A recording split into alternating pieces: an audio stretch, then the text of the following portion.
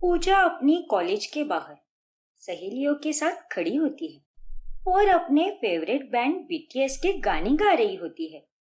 यार पूजा, तू तो सच में काफी अच्छा गा लेती है, लेकिन तुझे इन सारे गानों के लिरिक्स का मतलब भी पता है क्या? हाँ हाँ, मुझे सब पता है, क्योंकि मैं बीटीएस की बहुत बड़ी फैन हूँ। कुछ कुछ गाने हैं जिनके मतलब मुझे नहीं पता, लेकिन गाने के लिरिक्स सुन सुनकर मैंने सभी रट लिए हैं। 2400 घंटे मेरे दिलो दिमाग में अगर कोई रहता है तो वो सिर्फ और सिर्फ बीटीएस है। सही है यार, लेकिन तू तो उनसे कितना प्यार करती है। लेकिन अफसोस, वो लोग तुझे कभी नहीं मिलेंगे। ऐसा कुछ भी नहीं है। मैं उनसे मिलने कोरिया जाऊंगी और वहां जाकर उनके साथ ढेर सारी बातें करूंगी और फोटोज भी खिंचवाऊंगी। लेकिन तू और कोरिया, इम्पॉसिबल। तू तो एक मिडिल क्लास घराने की लड़की है, तो तू वहां पर कैसे जाएगी? अरे यार, मेरे लिए तो सब पॉसिबल है, क्योंकि मैं एक ऐसे अमीर लड़के से शादी करूंगी जो मुझे कोरिया लेकर जाएगा, और तभी जाकर मेरा सपना साकार होगा। हाँ हाँ, देखते हैं बहन। फिर पूजा कॉलेज के सबसे अमीर लड़के विकास के करीब आने लगती है और उन दोनों में प्यार हो जाता है और अंत में वो दोनों शादी कर लेते हैं। लेकिन शादी के बाद, पूजा, हमारे घर के पास में एक बहुत ही बड़ा रूफटॉप रेस्टोरेंट खुला है। तुम्हें बहुत पसंद आएगा। आज हम दोनों वहीं पर डिनर करने जाएंगे। चलो, रेडी हो जाओ। नहीं विकास, मैं अभी नहीं आ सकती तुम्हारे साथ। क्या? लेकिन क्यों पूजा? मैंने तो टेबल भी बुक कर दिया है हम दोनों के लिए। क्योंकि विकास, अभी कुछ देर में बीटीएस के सारे मेंबर सोशल मीडिया पर लाइव आने वाले हैं और वो अपनी बीटीएस आर्मी से बातचीत करने वाले हैं। अच्छा, तो अब तुम्हारे लिए मुझसे ज्यादा बीटीएस इम्पोर्टेंट है। वाह! नहीं विकास, तुम भी मेरे लिए उतने ही इम्पोर्टेंट हो, लेकिन बीटीएस मेरे दिल की धड़कन है। इतने टाइम बाद वो लोग लाइव आ रहे हैं, तो फिर मैं उसे कैसे मिस कर सकती हूँ? ट्राई टू अंडरस्टैंड विकास। विकास मुंह बनाकर वहां से चला जाता है, लेकिन पूजा को उससे कोई फर्क नहीं पड़ता और वो बीटीएस लाइव देखकर खूब एंजॉय करती है। दिन रात पूजा बीटीएस के गाने लगाकर ही सारे काम किया करती है, जिस कारण सास माधुरी वो सारे गाने सुन सुनकर बहुत परेशान हो जाती है। हे भगवान, मेरे तो कान पक गए हैं गाने सुन सुनकर। अरे दिन रात ये तो क्या लगाए रहती है? लगाना ही है तो भजन कीर्तन लगाना। अरे तू भारत देश में रहती है, विदेश में नहीं। तो ये पागलों जैसे गाने सुनना बंद कर दे। इनके ना तो कोई सर है ना पैर, कुछ भी बोलते रहते हैं। माँ जी, मेरे बीटीएस के लिए कुछ भी मत बोलिए। बीटीएस के सारे मेंबर मेरे जिगर के टुकड़े हैं। मैं उनके खिलाफ कुछ भी नहीं सुन सकती। और ये कोई अजीबोगरीब गाने नहीं है, अच्छे और क्लासी गाने हैं। बीटीएस इस पूरी दुनिया में सबसे फेमस बैंड है जो बहुत बढ़िया बढ़िया गाने गाते हैं। अरे तू ही सुनते रहे ये बीटीएस फीटीएस के गाने, मैं तो नहीं सुनने वाली। कल से अपने गाने हेडफोन लगा के सुना कर, वरना मैं सारे स्पीकर तोड़ दूंगी। समझी कि नहीं? सच में माँ जी, अरे कितनी बुजदिल और पापी हो आप। आपको एक बीटीएस आर्मी का श्राप लगेगा। आप मेरी भावनाओं का मजाक उड़ा रही हो। अरे जा जा। फिर उस दिन के बाद से पूजा हेडफोन लगाकर सारे काम किया करती है, और जब माधुरी उसे आवाज लगाती है तभी, अरे ओ पूजा बहू, जरा यहाँ पे आ तो, तेरी बुआ सास का फोन है। हे भगवान, मैं भी कितनी बावली हूँ। महारानी ने तो हेडफोन लगाए होंगे और वो तो बस अपने बीटीएस की धुन में ही लगी होगी। हेलो दीदी, लगता है पूजा किसी काम में व्यस्त है। मैं बाद में उससे आपकी बात कराती हूँ। फिर एक सुबह पूजा बीटीएस की आरती उतारने लगती है और ये देखकर माधुरी और विकास दोनों हैरान रह जाते हैं।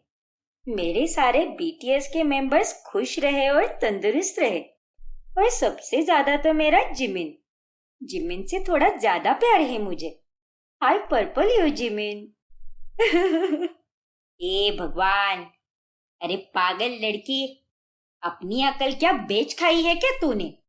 हम लोग भगवान की आरती उतारते हैं और तू यहाँ पर इन गोरों लड़कों की आरती उतार रही है, और सरेआम अपनी सास और अपने पति के सामने ये सारी बेशर्मों वाली बातें कर रही है। अरे माँ जी, बीटीएस मेरे लिए कोई भगवान से कम नहीं है, इसीलिए आप मेरी भक्ति के खिलाफ मत जाइए। एक बीटीएस आर्मी की भक्ति को आप क्या ही जानो माँ जी। पूजा, अब तुम्हारा कुछ ज्यादा ही हो रहा है। अरे 24 घंटे बस बीटीएस बीटीएस बीटीएस इरिटेट करके रख दिया है यार। अरे कितनी पागल हो तुम उस बैंड के लिए। मैं मानता हूँ कि फैन लव होता है, लेकिन इतना हद है यार। अरे किसी को प्यार करना या चाहना कोई गुनाह है क्या? नहीं ना। और थोड़ी ना मैं कोई बीटीएस मेंबर के साथ शादी कर रही हूँ, या फिर उनके साथ मेरा कोई चक्कर चल रहा है। मैं तो उन्हें बस तहे दिल से चाहती हूँ। पूजा की ये सारी बातें सुनकर माधुरी और विकास अपना सर पकड़ लेते हैं। फिर एक दिन 9 जुलाई को पूजा अपने ऑनलाइन बीटीएस आर्मी ग्रुप में से सारे लोगों को अपने ससुराल बुलाती है, और वो लोग पूरे घर को बीटीएस की फोटो से सजाते हैं और बीटीएस के गाने लगाकर उन पर खूब नाचते हैं। गाइस, आज है बीटीएस आर्मी डे। आज के दिन ही हमारी ये आर्मी बनी थी, और इसीलिए आज हम सब जम के एंजॉय करेंगे और हमारे बीटीएस मेंबर के सारे गाने सुनेंगे और उन्हें गाएंगे भी और उन पर खूब नाचेंगे। लेकिन उतने में वहां पर माधुरी और उसकी सहेलियां आ जाती है, और ये सब देखकर सहेलियां एकदम चौंक जाती हैं। अरे माधुरी, ये सब तेरे घर में क्या चल रहा है? ये लड़के कौन है? और तेरी बहू इस तरह पार्टी करती है? हे भगवान! अरे क्या संस्कार सिखाए हैं तूने अपनी बहू को? इतनी बेशर्म है तेरी बहू। उन दोनों की बातें सुनकर माधुरी को पूजा पर बहुत गुस्सा आता है। सभी लोग चले जाते हैं और माधुरी सारा डेकोरेशन निकाल देती है। पूजा बहू, ये सब नाटक तू कब बंद करेगी? अरे और कितने दिन खून चूसेगी हमारा? और इतना कौन पागल होता है किसी के लिए? तूने तो नाक में दम करके रख दिया है। कोई लाज शर्म है कि नहीं तुझे? लेकिन माँ जी, मैं तो सिर्फ पार्टी ही कर रही थी, थोड़ी ना कोई शराब पी रही थी, और कोई गलत काम भी नहीं किया है मैंने, जो आप मुझे इतना सुना रही हो। अरे क्या गलत नहीं किया तूने? अब तू कोई सिंगल नहीं है, तेरी शादी हो चुकी है। शादीशुदा होते हुए ये सब करना तुझे शोभा नहीं देता, और अगर करना ही है तो लिमिट में करना। तूने तो सारी हदें पार कर दी है। देखिए माँ जी, आप चाहे कितना भी जोर लगा ले, लेकिन आप मुझे मेरे बीटीएस से अलग नहीं कर सकती। मैं उनकी बहुत बड़ी दीवानी हूँ और हमेशा रहूंगी। इतना कहकर पूजा अपने कमरे में चली जाती है। फिर एक दिन जब बीटीएस बैंड मेंबर मुंबई में कॉन्सर्ट करने आते हैं, तभी पूजा की तबीयत बहुत खराब हो जाती है और डॉक्टर उसे पूरी तरह आराम करने के लिए कहते हैं। माँ जी, विकास, मुझे जाने दो ना। जिंदगी में पहली बार मैं बीटीएस को देखूंगी। मैं बिल्कुल ठीक हूँ। मुझे प्लीज कॉन्सर्ट में जाने दीजिए ना, प्लीज विकास। नहीं पूजा, तुम्हें इतना तेज बुखार है, वोमिटिंग और लूज मोशन भी हो रहे हैं। ऐसी हालत में तुम वहां पर जाने की बात कैसे कर सकती हो? और नहीं तो क्या। अरे जान है तो जहान है, पहले अपनी सेहत का ख्याल रख, समझी कि नहीं? माधुरी और विकास पूजा को बीटीएस कॉन्सर्ट में जाने ही नहीं देते। फिर कुछ दिनों बाद, देखो विकास, तुमने और माँ जी ने मुझे कॉन्सर्ट में नहीं जाने दिया, लेकिन अब तुम्हें मुझे साउथ कोरिया लेकर जाना होगा। बाकी मैं कुछ नहीं जानती। तुम्हें अब मुझे बीटीएस से मिलाना ही होगा। अरे पगला गई हो क्या तुम? कोरिया क्या हमारे पड़ोस की गली में नहीं है जो चप्पल पहनी और निकल लिए? अरे कोरिया जाने के लिए सबसे पहले वीजा लगवाना होगा, टिकट्स बुक करनी होगी, काफी सारी तैयारियां करनी होती है। वीजा लगेगा भी या नहीं वो भी कह नहीं सकते। ठीक है विकास, जहां पर मैंने अब तक इतना इंतजार किया है वही थोड़ा और कर लूंगी, लेकिन तुम वीजा निकलवाओ और मेरी कोरिया जाने की इच्छा पूरी कर दो। तुम्हारे इस बिजी शेड्यूल के कारण हम कहीं पर हनीमून मनाने के लिए भी नहीं गए, इसीलिए अब इसी बहाने से हम कोरिया में ही हमारा हनीमून भी मना लेंगे। पूजा की ऐसी हरकतें देखकर विकास अब बहुत ज्यादा परेशान होने लगता है। फिर एक दिन पूजा देखती है कि विकास ने अपनी फोन के वॉलपेपर पर कैटरीना कैफ की फोटो लगाई है। विकास, हाउ डे यू? तुम्हारे फोन के वॉलपेपर पर पहले मेरी फोटो थी ना, तो अब तुमने ये कैटरीना कैफ की फोटो क्यों लगाई है? क्यों लगाई है मतलब? अरे भाई, मेरा फोन मेरी मर्जी, और वैसे भी मैं कैटरीना कैफ का बहुत बड़ा फैन हूँ और कैटरीना मेरी जान है, जान। क्या? ज्यादा बकवास मत करो, समझे ना? क्यों, तुम बीटीएस को प्यार कर सकती हो तो मैं अपनी कैटरीना को प्यार नहीं कर सकता क्या? अब जाओ यहाँ से, दिमाग का दही मत करो। पूजा को विकास पर बहुत गुस्सा आता है। फिर एक दिन जब पूजा के दांत में बहुत दर्द होने लगता है तभी, विकास मेरे साथ डेंटिस्ट के पास चलो ना, मेरे दांतों में अचानक से बहुत दर्द हो रहा है। नहीं पूजा, मैं आज कैटरीना के बंगले के बाहर जा रहा हूँ। आज उसका बर्थडे है और वो बालकनी में आकर हम सारे चाहने वालों को वेव करेगी, इसीलिए आज तो मैं बहुत बिजी हूँ। तुम अकेली ही जाओ ना। क्या? यहाँ तुम्हारी बीवी दांत दर्द के कारण कुछ खा पी नहीं पा रही और तुम्हें उस कैटरीना की एक झलक देखने जाना है? वाह, क्या बात है। हाँ तो जैसे तुम्हें बीटीएस की एक झलक देखने कोरिया जाना है, तो क्या मैं कैटरीना को देखने उसके बंगले के बाहर नहीं जा सकता क्या? ओके बाय, मुझे देर हो रही है। पर विकास, रुको तो विकास। विकास पूजा को अकेला छोड़कर वहां से चला जाता है। अब विकास यूं ही दिन रात कैटरीना की तारीफें करता रहता है, उसके ही गाने सुनता है और उसी की फिल्में भी देखता है। पहले तो वो सारा वक्त पूजा को देता था और इसी के कारण वो अब पूजा पर बिल्कुल ध्यान नहीं देता, जिस कारण पूजा का गुस्सा दिन ब दिन और ज्यादा बढ़ने लगता है। ऐसे ही एक दिन, ओफो पूजा, ये कितनी सिंपल लिपस्टिक लगाई है तुमने। तुम वो ग्लॉसी लिपस्टिक शेड लगाया करो ना, कैटरीना भी वही लगाती है। बाय गॉड, क्या सुंदर लगती है वो उसे लगाने पर। विकास, अब तो तुम उसके होठों तक पहुंच गए। अरे इतने कैसे गिर सकते हो तुम? अरे अब मैं भी क्या करूं, कैटरीना को तो अपनी बीवी नहीं बना सकता ना, इसीलिए तुम ही उसके जैसा थोड़ा बहुत मेकअप कर लो, फिर शायद तुम भी उसके जैसे लग जाओ। मुझे तो तुमसे कोई बात ही नहीं करनी है, जपते रहो अपनी कैटरीना का नाम। फिर 2 महीनों बाद विकास पूजा के लिए कोरिया की टिकट लेकर आता है। पूजा, अब तो तुम खुश हो ना? हाँ विकास, लेकिन विकास, ये तो सिर्फ एक ही टिकट है, मैं अकेली कैसे जाऊंगी वहां पर? अकेली कैसे जाऊंगी मतलब? अरे तुम्हें जाना ही होगा, तुम्हें वो लोग काफी पसंद है ना। देखो, मैं तुम्हारे साथ वहां पर नहीं आ पाऊंगा क्योंकि मुझे उन्हें देखने में कोई इंटरेस्ट नहीं है, और उस दौरान मैं तो लोनावला जा रहा हूँ, जहाँ पर कैटरीना अगले 4 दिनों के लिए शूट कर रही है, और तब मैं उसकी लोकेशन पर जाकर सिर्फ और सिर्फ उसे ही देखूंगा। क्या? अरे तुम क्या पागल पागल हो गए हो क्या? और कैटरीना कोई भगवान थोड़ी ना है जिसे देखने के लिए तुम रोज जाओगे वहां पर। हद होती है यार, मैं कोरिया में अकेले कैसे रह पाऊंगी?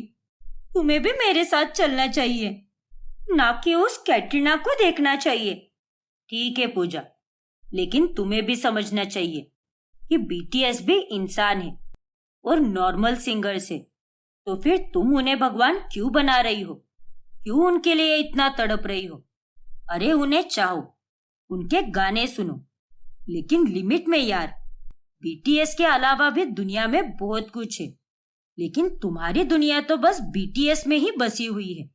अपने उस माया जाल से बाहर निकलो पूजा। हाँ विकास, तुम सही कह रहे हो। मैं कुछ ज्यादा ही ओवर कर बैठी।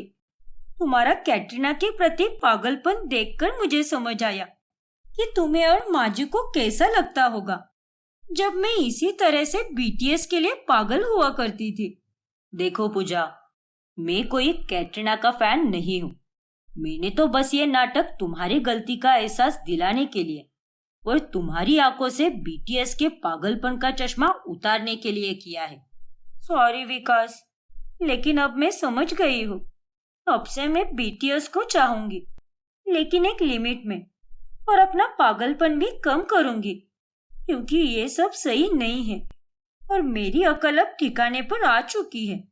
और इस तरह अंत में विकास के नाटक के कारण पूजा को अपने पागलपन का एहसास हो जाता है, लेकिन वो अब भी बीटीएस को चाहती है, लेकिन हद में रहकर, और इसी के साथ उसका पागलपन भी कम हो जाता है और सबके साथ वो अच्छे से रहने लगती है।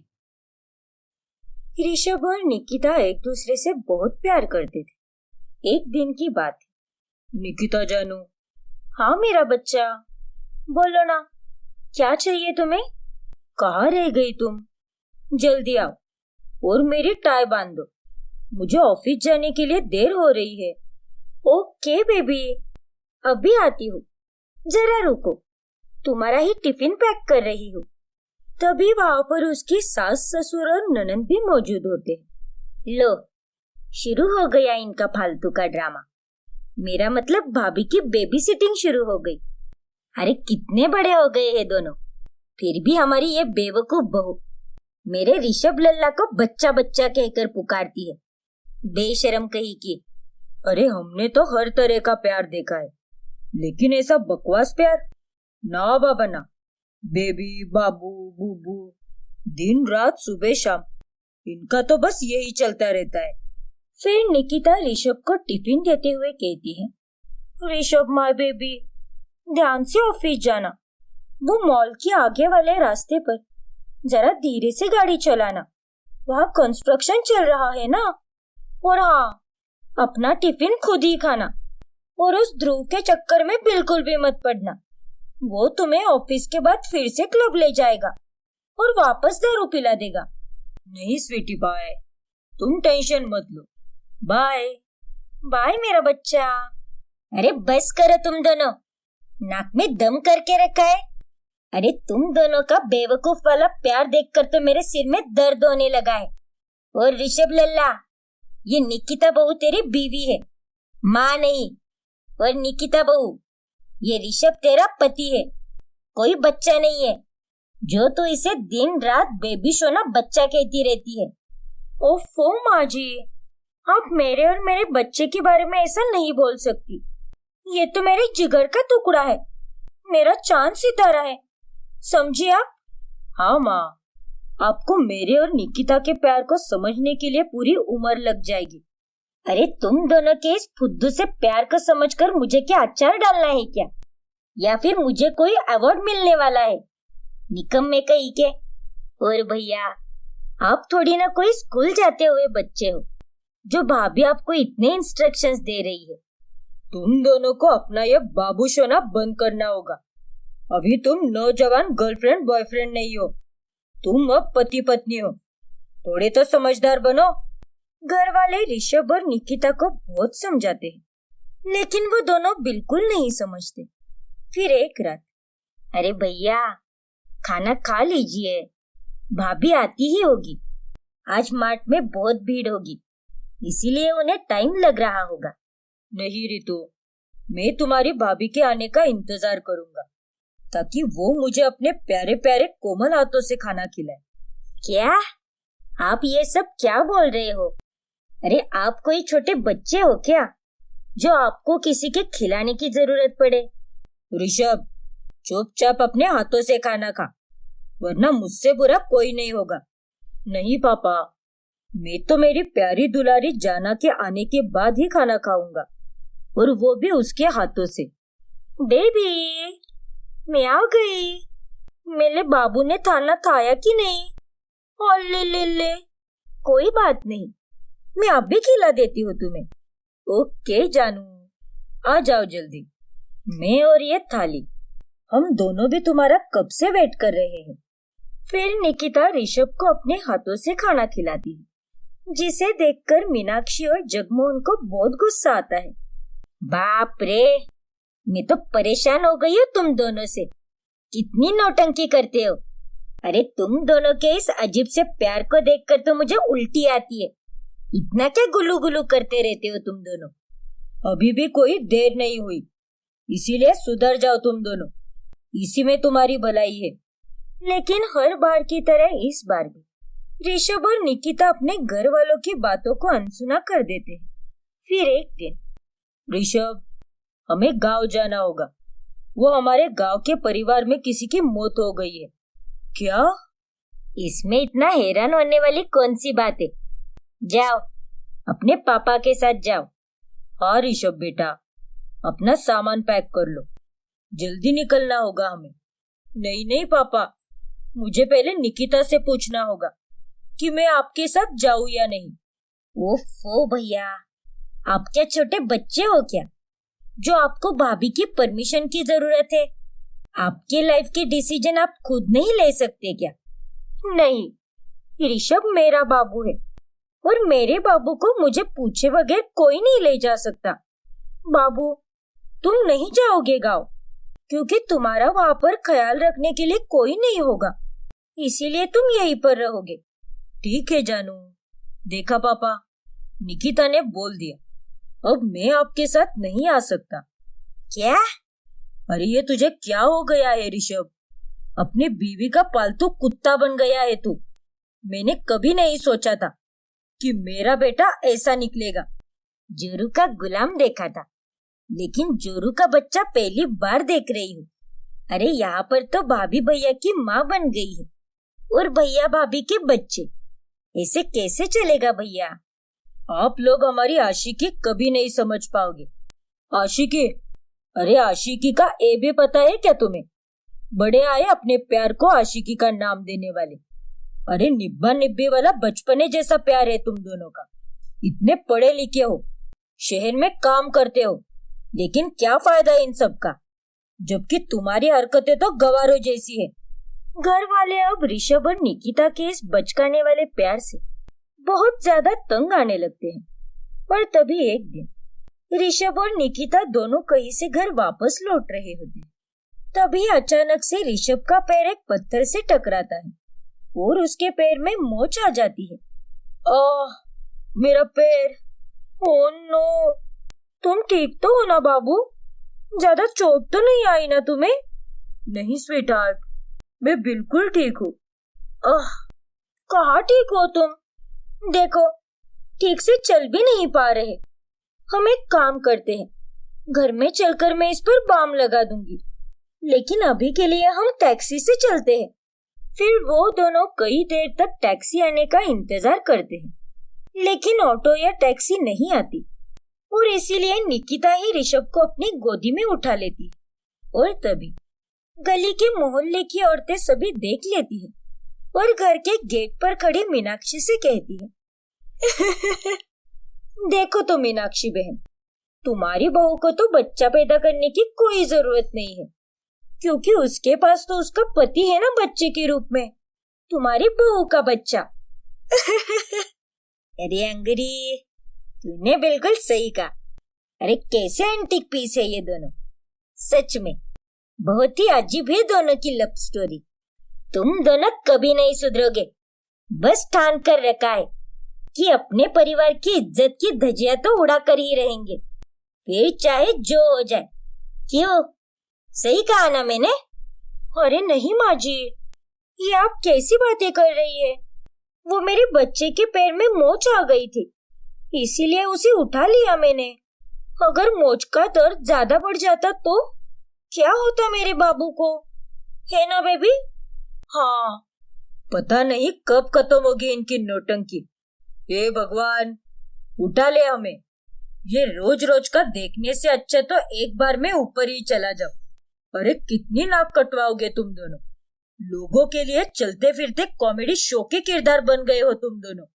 लेकिन इतना होने के बाद भी इन दोनों पर कोई असर नहीं होता। फिर एक दिन निकिता अपने मायके चली जाती है।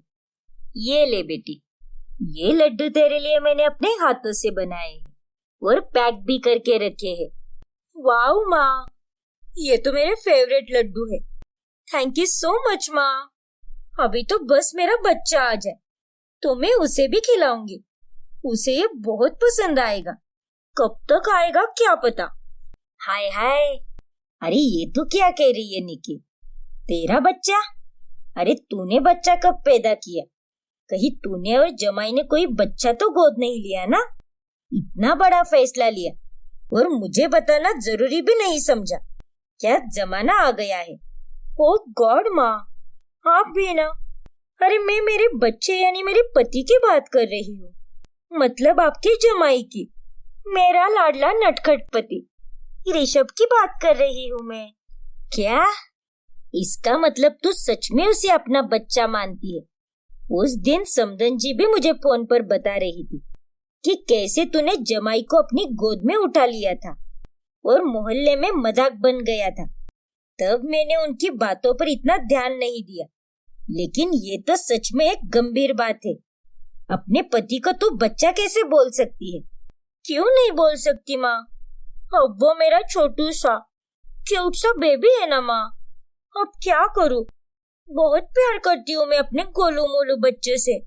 हे भगवान, लो आ गया मेरा बाबू। फिर ऋषभ और निकिता बड़े ही प्यार से एक दूसरे के गले मिलते हैं। Nikita, my sweetheart, oh my baby, पिछले 6 घंटों से मैंने तुम्हें बहुत मिस किया। ओह हे भगवान, अरे तुम दोनों को ये सब शोभा देता है क्या? तुम दोनों ने ये सब मेरे सामने बोला ये ठीक है, लेकिन अगर कोई बाहर वाला ये सारी बातें सुन लेगा तो वो क्या सोचेगा कि तुम दोनों पागल ही हो।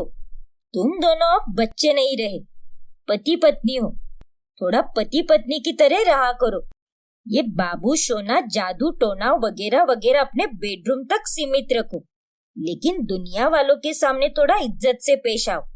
अनुजा की बातें सुनकर उन दोनों को बहुत शर्मिंदगी होती है। अरे तुम दोनों का समाज और बाकी चीजों की कुछ भी नहीं पड़ी। बाहर की दुनिया को अपना बेडरूम समझ के रखा है तुमने। अरे तुम दोनों को समझा समझा कर तो तुम्हारे घर वाले भी तंग आ चुके हैं। एक बार कही गई बात पर तो बच्चे भी समझ जाते हैं, लेकिन तुम दोनों को कब समझ आएगी क्या पता। माफ कर दीजिए मम्मी जी, आप सही कह रही हो।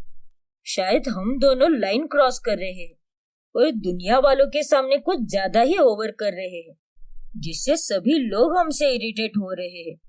हाँ माँ, एंड थैंक यू हमें सच्चाई और सही गलत का आईना दिखाने के लिए।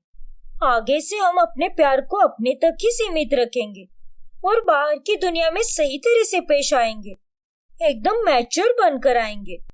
फिर उस दिन के बाद से निकिता और ऋषभ दोनों एक मैच्योर कपल की तरह रहने लगते हैं और अपनी बचकानी हरकतों को सुधार देते हैं।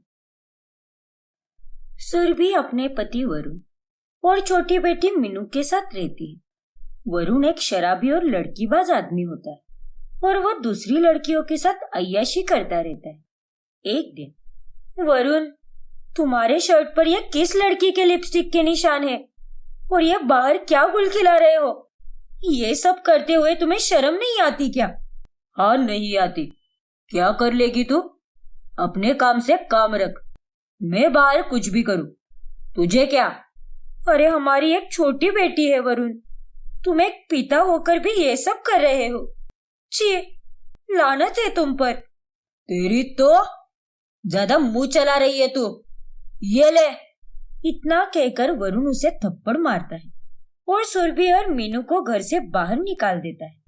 सुरभि मीनू को लेकर अपने मायके चली जाती है और जब सुरभि का भाई शौर्य और भाभी दीपिका ये सब देखते हैं तब वो दोनों भी हैरान रह जाते हैं।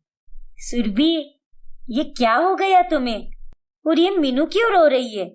सुरभि, बच्चे क्या हो गया है तुझे?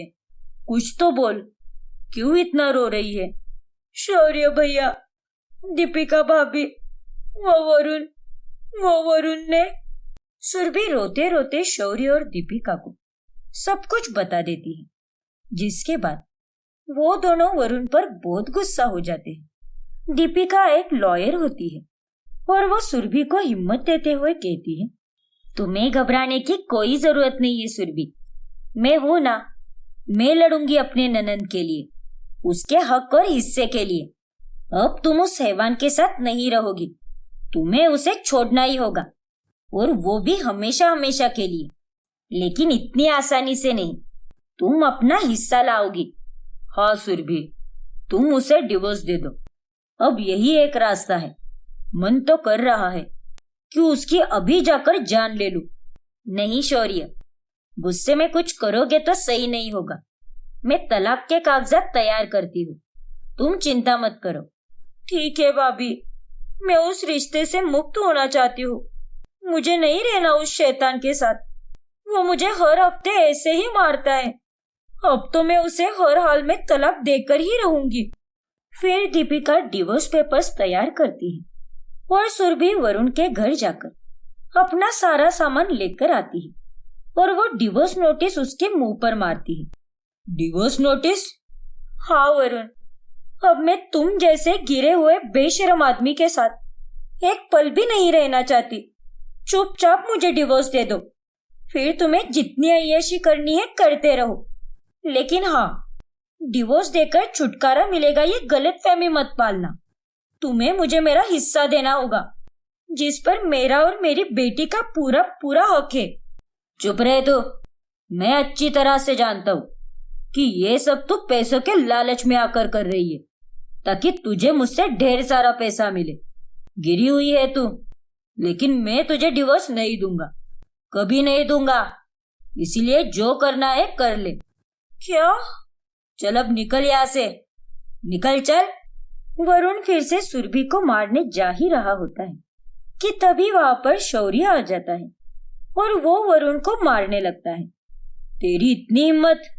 सुरभि, तुम ठीक तो हो ना? हाँ भाभी। कान खोलकर सुन ले वरुण, चुपचाप मेरी बहन को डिवोर्स दे दे और उसे इस घटिया रिश्ते से आजाद कर दे, वरना मैं तुझे जीने लायक नहीं छोड़ूंगा। अरे नालायक आदमी, हंस क्या रहा है? तुम लोगों को जो करना है कर लो, जो उखाड़ना है उखाड़ लो, लेकिन मैं सुरभि को डिवोर्स नहीं दूंगा। नहीं मतलब नहीं। इतना कहकर वरुण उन डिवोर्स पेपर्स को फाड़ देता है और वो तीनों अपने घर आ जाते हैं। ये सब देखने के बाद सुरभि बहुत चिंतित हो जाती है और वो खाना भी नहीं खाती। फिर दीपिका उसकी थाली लेकर उसके कमरे में जाती है। सुरभि, तुम अगर खाना नहीं खाओगी तो कमजोर पड़ जाओगी, और ये वक्त कमजोर पड़ने का बिल्कुल भी नहीं है। तो फिर मैं क्या करूं भाभी? मुझे कुछ भी समझ में नहीं आ रहा। मीनू का भविष्य पड़ा है, मैं अकेले क्या करूंगी, कैसे करूंगी? मुझे वो निकम्मा डिवोर्स भी नहीं दे रहा। देगा, बिल्कुल देगा, उसे डिवोर्स देना ही पड़ेगा। मैं एक लॉयर हूँ और मैं अच्छी तरह से जानती हूँ कि किस केस को कैसे जीता जाता है, और इस केस में वरुण का वीक पॉइंट है उसकी अय्याशी। वो हर रात क्लब में जाकर पार्टी करता है और फिर लड़कियों के साथ होटल जाकर अय्याशी। फिर इसका मतलब क्या हुआ? इसका मतलब ये है कि हम उसे उसके इसी वीक पॉइंट के जरिए फंसाएंगे, और उसे ना चाहते हुए भी तुम्हें तलाक देना ही होगा, क्योंकि तुम्हारे पास उसके खिलाफ ठोस सबूत होगा। शादीशुदा होकर भी वो ये सब नहीं कर सकता, और ये तुम्हारे बदन पर निशान, ये भी तुम्हारे पास सबूत है। थैंक यू सो मच भाभी, आप और भैया हो, इसीलिए मुझे इतनी हिम्मत मिल रही है, वरना मैं ये लड़ाई अकेले लड़ ही नहीं पाती।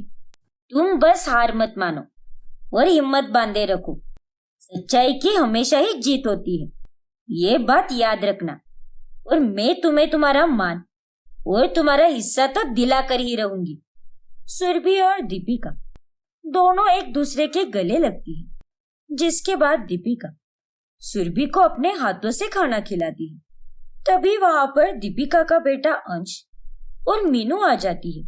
मामी मामी, मुझे भी खिलाओ ना, और मुझे भी मम्मा। ठीक है, आओ बेटा मेरे बच्चों। फिर अगले दिन दीपिका जानबूझकर ऑफिस के बाद वरुण का पीछा करते हुए क्लब पहुंचती है, जहां पर वो बाकी लड़कियों के साथ हद से ज्यादा करीब होता है। यही सही मौका है, अभी इसकी फोटोज खींच लेती हूँ, फिर इसके पास अपनी अच्छाई साबित करने के लिए कुछ भी नहीं बचेगा। फिर दीपिका फोटोज क्लिक करती है, जिसके बाद वो लोग नई डिवोर्स नोटिस बनाकर वरुण के घर पर भेजती है, और साथ ही वो उसे व्हाट्सएप पर फोटोज भी भेजती है। ओह शिट, ये दीपिका ने कब खींची मेरी photos? No no no no, इनके पास तो मेरे खिलाफ अब सबूत आ गया है। नहीं, ये नहीं हो सकता। अब ये कौन कॉल कर रहा है मुझे? अननोन नंबर है। हेलो? क्यों नंदोई जी, जोर का झटका कैसे लगा? तुझे क्या लगा वरुण के बच्चे? तू ना कह देगा, पर तुझे हम इतनी आसानी से छोड़ देंगे?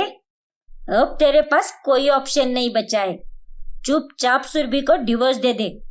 तुम सब अपने आप को समझते क्या हो? ये सब दिखाकर मुझे डराओगे, धमकाओगे, और मैं डर भी जाऊंगा? अपनी बकवास भरी बातें बंद करो। मीनू सिर्फ सुरभि की बेटी नहीं है, तुम्हारी भी है, और तुम्हें वो स्वीकार नहीं है ये कहकर नहीं चलेगा। अगर तुम उसके पिता हो तो बेटी को उसका हक और हिस्सा तो देना ही होगा, और साथ ही बीवी को भी। तुम्हें हम इतनी आसानी से नहीं छोड़ेंगे, समझ गए तुम? शायद इन लोगों को सबक सिखाने का वक्त आ गया है। इस सुरभि में तो बहुत हिम्मत आ गई है, उसकी हिम्मत को तो तोड़ना ही होगा। फिर अगले दिन वरुण देखता है कि दीपिका और शौर्य दोनों घर के बाहर जा रहे हैं, और वो मौके का फायदा उठाते हुए घर के अंदर चला जाता है और सुरभि पर चिल्लाने लगता है। तुम क्यों? बहुत पर निकल आए हैं तेरे। अब तो रुक, आज तो तेरे पर काट ही दूंगा। फिर वरुण उसे मारने लगता है। मांगेगी डिवोर्स मुझसे? मांगेगी? नहीं नहीं वरुण, मुझे तुमसे डिवोर्स नहीं चाहिए। सुरभि को इस हाल में देखकर मीनू और अंश बहुत डर जाते हैं। मम्मी, मेरी मम्मी, अंश भैया, देखो ना पापा कैसे मम्मी को मार रहे हैं। तू डर मत मीनू, रुक, मैं अभी मम्मा को कॉल करके बुलाता हूँ। फिर अंश दीपिका को कॉल करता है। अरे अंश बेटा, आपने मुझे कॉल क्यों किया? और बुआ कहाँ पर है?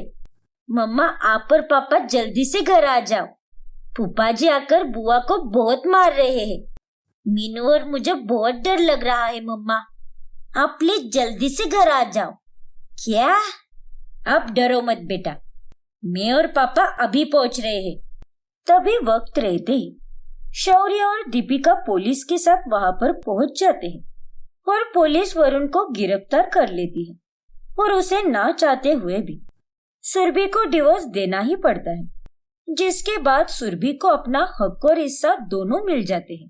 थैंक यू भाभी, ये सब आपके कारण ही मुमकिन हुआ है। नहीं सुरभि, इन सब में तुमने भी हिम्मत रखी है, लेकिन अब आगे से तुम्हें हर एक हैवान का खुद ही सामना करना पड़ेगा, और किसी से नहीं डरोगे तुम। अरे इस देश की हर एक दूसरी औरत अपने पति के हाथ से मार खाती है और उसका अत्याचार सहती रहती है, लेकिन ये बात बहुत गलत है। अगर तुम अपने लिए आवाज नहीं उठाओगी तो कौन उठाएगा? खुद की लड़ाई खुद ही लड़नी पड़ेगी। जी भाभी, आपने तो मुझे सच में स्ट्रॉन्ग बना दिया है। आपके इस एक कदम से अब बाकी औरतें भी अपने लिए आवाज उठा पाएंगी, और हर औरत को अपने हक और हिस्से के लिए लड़ना ही चाहिए, ना कि घुट घुट कर बिचारी बनकर जीना चाहिए। और इस तरह अंत में सुरभि अपनी बेटी मीनू के साथ एक नए जीवन की शुरुआत करती है।